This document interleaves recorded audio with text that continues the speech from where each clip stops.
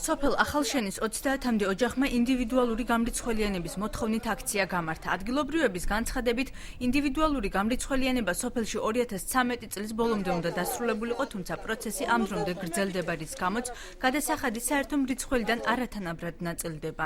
2013 წლის 3 მარტს ენერგოპრო ჯორჯიას მიმართეთ განცხადებითა ვთხოვეთ, რომ ჩვენ სოფელში გაეკეთებინათ გამრიცხველიანობა, რადგან ორმაგი გვეწერებოდა და ხალხი ერთმანეთს, ანუ მოსახლეობა მტრულად გადაეკიდა. დღემდე არაფერი არ შეკეთებულა საერთოდ. დღემდე მოდის ორმაგი გადასახადი მოსახლეობაზე და ყველა პროტესტს გამოთქვამს და არც ერთი მოსახლეობა აქ არ გადაიხდის დენის ფულს. გამრიცხველიანებასთან ერთად სოფლის მცხოვრებლები გზის მოწესრიგებისა და გაზიფიცირების საჭიროებაზეც საუბრობენ.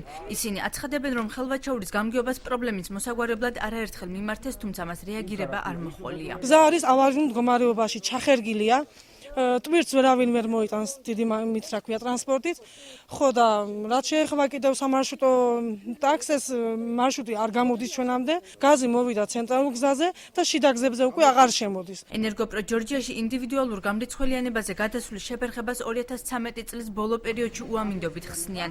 გენო სურმავას თქმით, გამრიცხველიანება და მასთან ერთად ქსელის რეაბილიტაცია აპრილში დაიწყება და უახლოეს პერიოდში დასრულდება. სოკარ ჯორჯია გაზიაჭერაში ამბობენ, რომ გაზიფიცირების გაგრძელების საკითხი განხილვის სტადიაშია. გამრიცხველიანება არ ითვალისწინებს მხოლოდ მრიცხველების გამოცვლას, აქ უნდა შეიცვალოს მთლიანად სისტემა, შეიცვალოს უნდა ბოძები, გადამცემი ხაზები და ამ დიდი თოვლიანობის დროს ეს ვერ მოხერხდებოდა, უბრალოდ იმიტომ რომ ძალიან დიდი თოვლი იყო და იმ სამუშაოებს ვერ ჩავატარებდით, ამიტომ გადავიტანეთ ეს სამუშაოების დაწყება აპრილის დასაწყისში. ახალშენის მიმართულებით 2013 წელს გაკეთდა 13 კილომეტრი ნახევარი. ერთი კვირის უკან გავუშვით 5 კილომეტრიანი მაგისტრალი.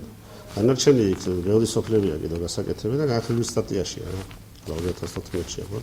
ან ჩვენ გავაკეთებთ, ან სოფლის პროგრამით გაკეთებთ. ხელვაჩაურის გამგებელი მოსახლეობას გზისა და მასთან ერთად ტრანსპორტის დანიშვნას უახლოეს პერიოდში ჰპირდება. თოვლიანობა იყო და ესეთ რაიონებში როგორც მაჭახელი, ახალშენი, კირნათი, ჭარისწყალი, სადაც მთიანი, მაღალმთიანი ზონა ასე დავარქვა. და რთულია თოლმა გაგვიფუჭა ბევრი ესე ვთქვათ გზები, შიდა გზებიც და ცენტრალური გზებიც.